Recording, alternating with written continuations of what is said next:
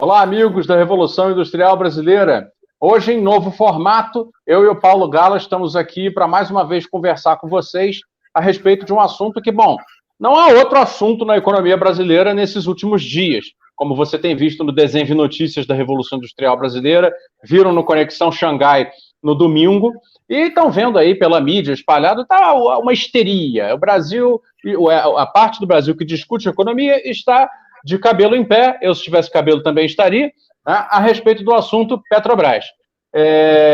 Todo mundo está sabendo o que aconteceu, não preciso recapitular os fatos aqui, mas o Paulo, que tem aí o lado dele de lacaio do capital, como ele mesmo gosta de se autodefinir, ele vai ser convocado aqui para falar a respeito exatamente das interferências e das artimanhas que o mercado financeiro vem utilizando para colocar preço na crise. O mercado, desde ontem, eu falei sobre isso hoje, quem viu no Desenho Notícias, já viu meu comentário a respeito, desde ontem vem precificando a crise, vem colocando e dizendo, a XP anunciou que o dólar ia subir 2%, que a Bovespa ia cair 4%, e que o preço-alvo da ação da Petrobras tinha caído, se não me engano, de 32 para 24, e vários analistas concordando, e aí cria-se esse ambiente de desespero, esse ambiente de caos.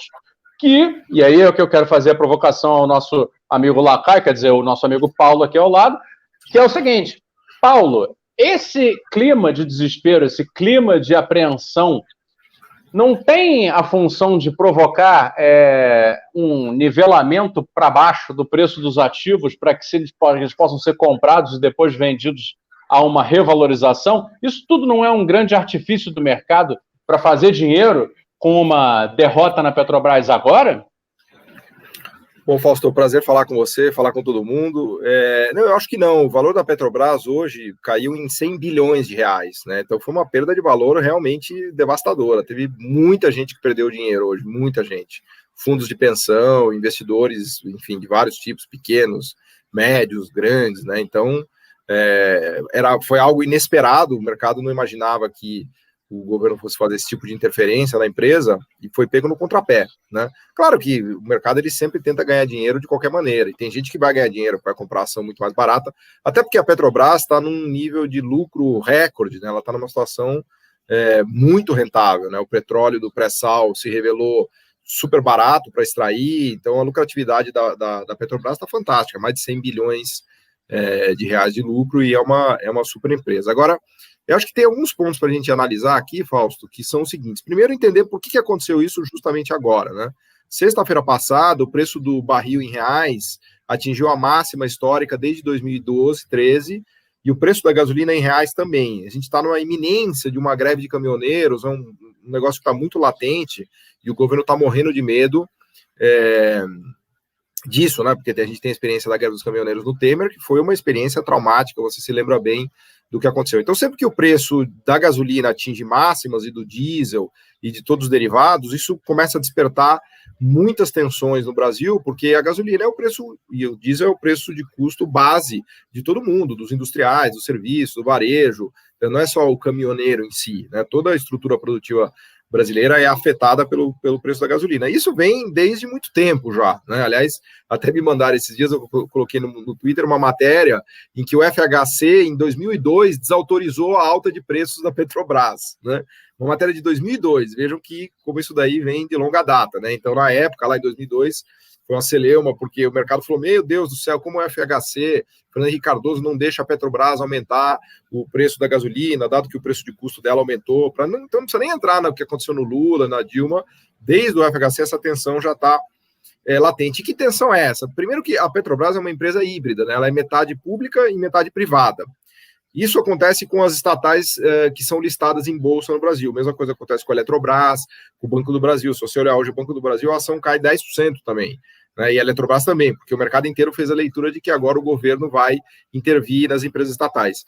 Intervir nas empresas estatais, Fausto, é um oxímoro, porque se a empresa é estatal, se ela tem uma função pública, é natural que o governo use ela para fins públicos. Então, você não pode dizer que o governo vai intervir numa empresa estatal. A empresa já é pública, já é papel do governo manejar essa empresa para o bem público, né? Podemos até discutir se é o caso de privatizar ou não, e eu acho que não é o caso de privatizar nem Petrobras, nem Eletrobras, nem Banco do Brasil, nem Caixa, Mas o fato é que, do jeito que está, é prerrogativa do governo, que representa a sociedade. Infelizmente, no momento é esse governo, para o nosso desgosto, mas seja lá qual governo for, a prerrogativa dele usar as empresas públicas para fazer coisas públicas. Fazer coisas públicas são coisas que o mercado não faz, né? Aliás, o setor público, ele existe, a sua, vamos dizer assim, função princípio é aquela de fazer coisas que o mercado não consegue fazer. Por exemplo, garantir educação e saúde para quem é mais pobre, por exemplo, reduzir desigualdade, por exemplo, fazer investimentos tecnológicos com níveis de risco muito elevados. Então, tudo isso o mercado não faz, né? Ocorre que o mercado, ele acredita que só o que ele faz é o correto, que só o que ele faz é ótimo. Então, quando o governo intervém numa empresa estatal, o mercado fica... Tirar isso aqui que está caindo. O mercado fica nervoso porque ele acha que o governo vai fazer coisas erradas, dado que só ele, mercado, sabe fazer coisas certas, né? Então, daí que vem o chilique de mercado em relação ao que aconteceu, né? Porque o mercado tem a leitura de que qualquer coisa que o governo faz, qualquer coisa de ação pública é ruim, é ineficiente, é corrupta, gera má alocação e que só ele, mercado, sabe fazer as coisas certas. Que não é o caso. Tem muita coisa que o mercado acerta, sem dúvida, para promover eficiência, inovações tecnológicas, etc, etc. Mas tem coisas que o mercado não faz, né? Então, uma das coisas que o mercado não faz é tentar suavizar esses repasses de custo para um insumo fundamental como é a gasolina e o diesel, né? Aliás, isso não é só no Brasil que ocorre, essa ideia de usar buffers, né, em que quando o preço do petróleo sobe demais, a empresa pode segurar o repasse para não, vamos dizer assim, sacrificar todo mundo no curto prazo, né, e eventualmente ela vai ajustando esse preço para cima se o preço ficar lá em cima, porque o que ocorre muitas vezes é que o preço do petróleo oscila de maneira muito violenta, então ele vai lá para cima e vem para baixo. Basta olhar 2020, o preço do petróleo derreteu quando estourou a pandemia para, sei lá, 30, 35 dólares, e depois ele dobrou para 60, né? Então, essas oscilações machucam muito o setor real da economia, e em muitos países se adota essa prática de, vamos dizer assim, criar buffers, né, ou amortecedores para não repassar diretamente o custo para a sociedade. O Bolsonaro acabou mexendo nisso não porque ele é bonzinho, mas porque ele está sofrendo tanta pressão e ele está morrendo de medo de uma greve dos caminhoneiros que ele achou por bem peitar o mercado para não peitar a sociedade, vamos dizer assim, né? Então foi daí que essa medida veio. Foi o que aconteceu também com o governo Temer na época do Pedro Parente, você deve se lembrar disso. Na greve dos caminhoneiros, o Pedro Parente pediu demissão da Petrobras. Ele era o CEO, né, o presidente da Petrobras, e ele sofreu pressão do Temer e de todo mundo para não aumentar o preço da gasolina, porque isso estava colocando custos insuportáveis na sociedade.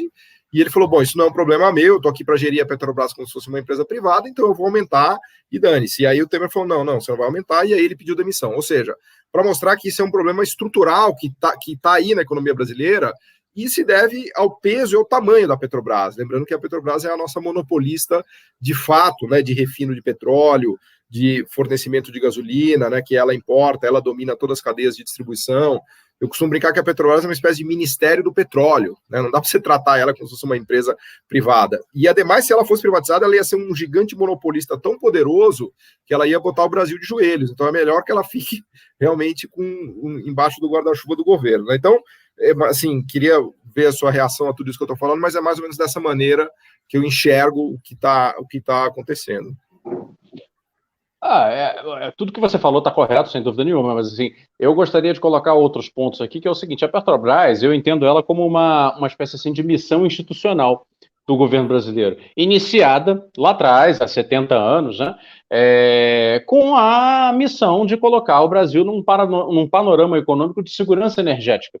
E isso, a partir do momento em que ela se torna uma sociedade de economia mista, com capital aberto na Bolsa de Valores, portanto, sujeita a movimentos de especulação como esses que você descreveu, fragiliza essa missão institucional, porque as forças de mercado começam a ter, naturalmente, um poder de intervenção sobre os destinos da empresa.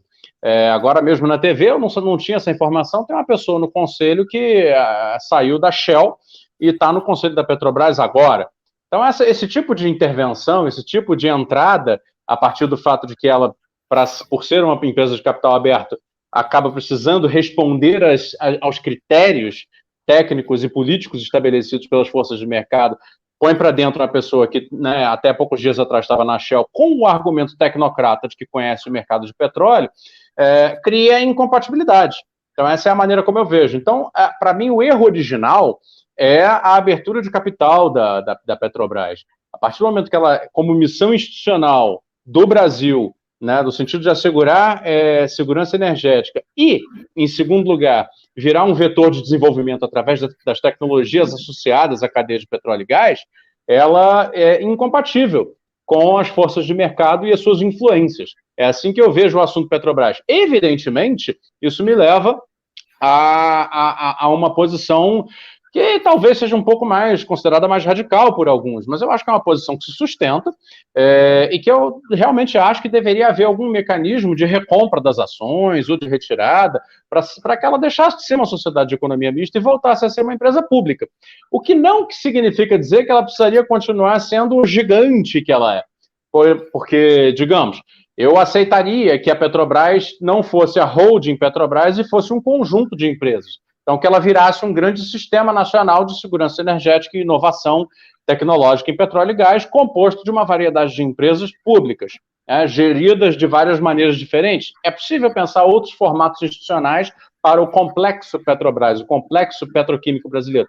Agora, da maneira como está, primeiro, eu acho disfuncional, porque dá essas incompatibilidades, e no território das incompatibilidades, as forças de mercado acabam prevalecendo em função do fato de que elas são detentoras quase que monopolísticas, né, da formação de opinião nos meios de comunicação de massa, e isso cria uma distorção para aquilo que é a missão originária da Petrobras.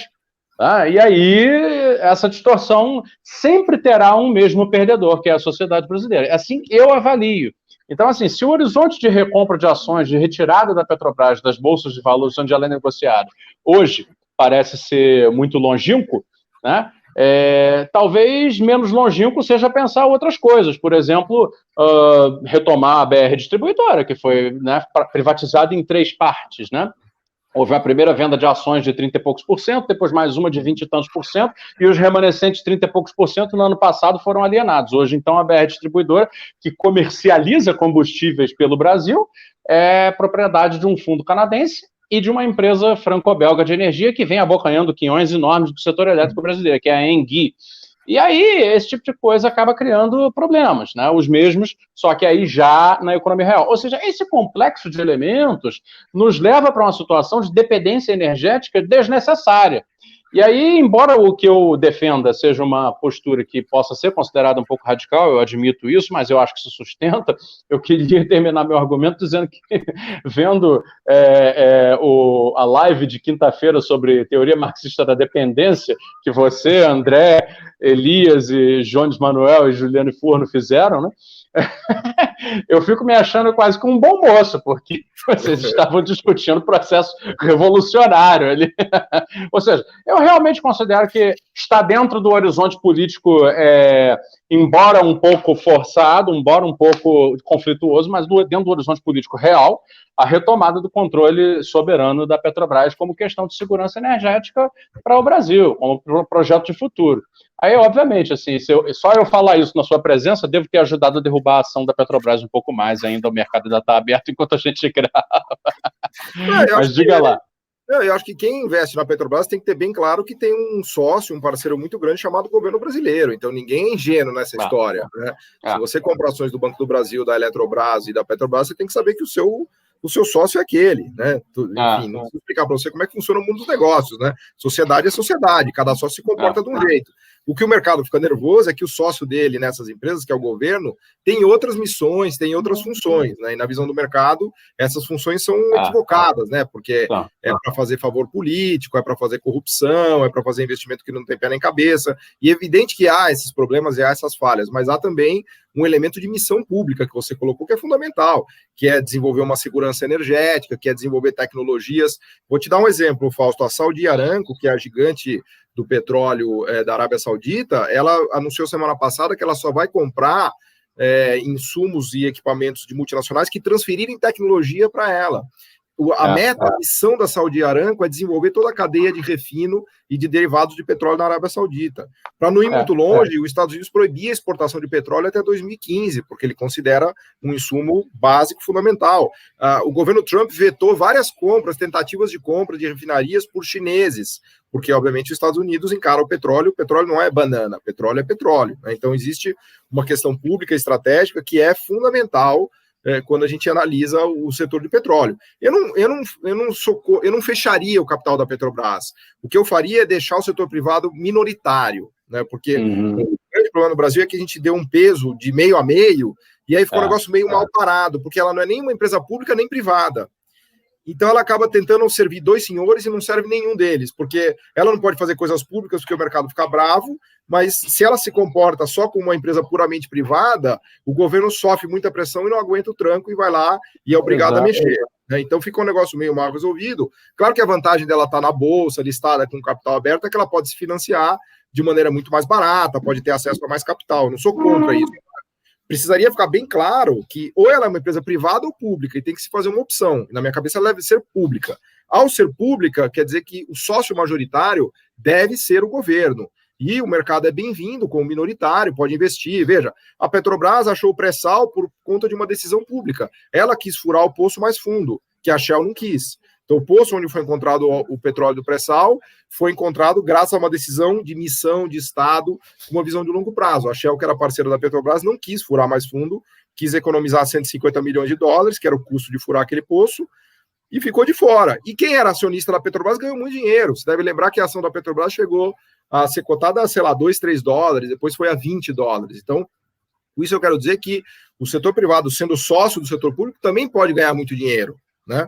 Não existe nada errado disso. O que não pode é ficar essa situação mal parada que a gente tem hoje, que não é... Porque, assim, tem um lado do Brasil que quer privatizar a Petrobras, tem outro lado do Brasil que não quer de jeito nenhum. Então, o que a gente faz? Então, fica no meio do caminho. Ela é metade privada, metade pública. Só que daí, no final do dia, ela não faz nem funções privadas plenamente, nem funções públicas plenamente, né? Isso se aplica a todas as outras empresas. Então, o que está acontecendo hoje no mercado é perfeitamente compreensível, né? Quando ela começa a assumir, vamos dizer assim, funções públicas, o mercado fica revoltado, porque do ponto de vista simplesmente privado, o melhor é fazer o quê? Botar a gasolina no preço máximo, que vai dar um lucro exorbitante para a Petrobras, que é uma monopolista, não resta a menor dúvida.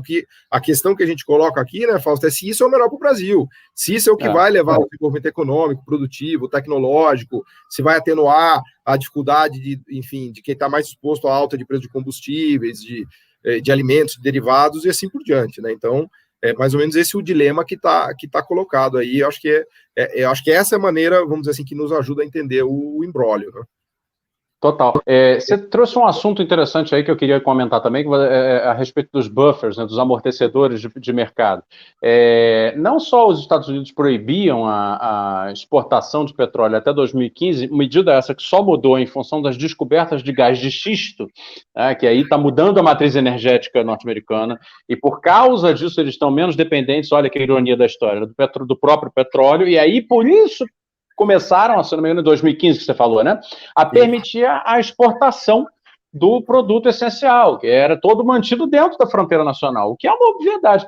Não só faziam isso até bem pouco tempo atrás, como ainda mantêm largos estoques reguladores. Os Estados Unidos, o governo, o Estado americano, é um comprador líquido de petróleo para guardar.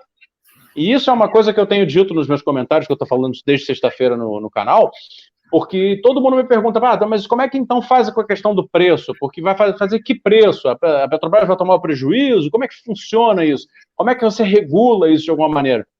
Ora, dessas maneiras, são intervenções, né? E aí, é claro, você tem que aguentar que vão chamar você de intervencionista? Sim, são intervenções, mas é como você diz, não se trata de uma empresa privada 100% e, portanto, ela não pode se comportar tipicamente como uma empresa privada que busca maximização de lucro e resultado para acionista, apesar de qualquer coisa. Não é verdade? Ela se comporta como empresa pública também. E ao se comportar como empresa pública também, comporta a intervenção em função do beneficiário público, que, afinal de contas, ele precisa ter uma modicidade do preço, da tarifa cobrada por aquele produto que é essencial. E aí se faz isso como? Você pode comprar estoques de petróleo e usá-los quando houver uma oscilação do preço do barril e for necessário fazer um determinado reajuste, joga essa oferta excedente para dentro do mercado e ele vai se reduzir naturalmente, entre outros instrumentos, não é verdade? Bom, Paulo, não sei, você quer fazer mais algum comentário? Acho que com 20 minutos o vídeo está ficando bacana, né? A gente pode ir caminhando para o final. Diga lá. Não, é isso mesmo, Fausto. A gente tem um exemplo de uma empresa que é totalmente pública, que é a Caixa, né? A Caixa, que é responsável por 50% do crédito imobiliário do país, é o pilar do nosso setor de crédito imobiliário, né? Ganha muito dinheiro, né? Tem sido, vamos dizer assim, administrada com bastante eficiência em todos os governos, até podemos fazer algumas críticas ali no Lula e Dilma, mas é uma empresa que vem bem, lucrativa, e ela não está listada na Bolsa e não tem todo esse celeuma. Agora, quando a gente fala de Banco do Brasil, de Eletrobras e Petrobras, a gente cai de novo nessa questão, que são empresas que são públicas e privadas ao mesmo tempo, e que ficam, vamos dizer assim, sofrendo de um dilema, que é o dilema que o Brasil sofre também, né? Porque o Brasil está perdido em relação a isso, né?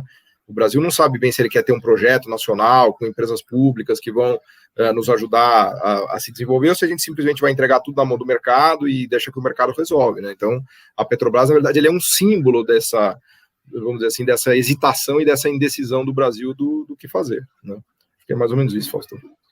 Muito bem. Pessoal, obrigado por assistir. Mais uma entrevista do Paulo aqui na Revolução Industrial Brasileira, uma colaboração, na realidade, né, dos nossos dois canais. Semanalmente a gente tenta manter essa rotina. Convido você a se inscrever aqui na Revolução Industrial Brasileira no YouTube e também no canal do professor Paulo Gala, onde ele reproduz os vídeos também do Conexão Xangai, que é um programa de super sucesso que está sendo feito toda semana em parceria lá com o André Roncalha, o Elias, o Wallace.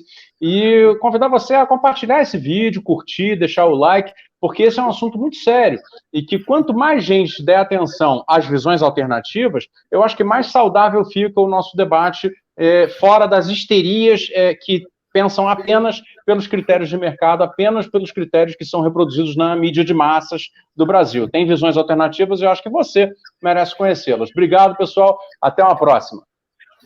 Obrigado.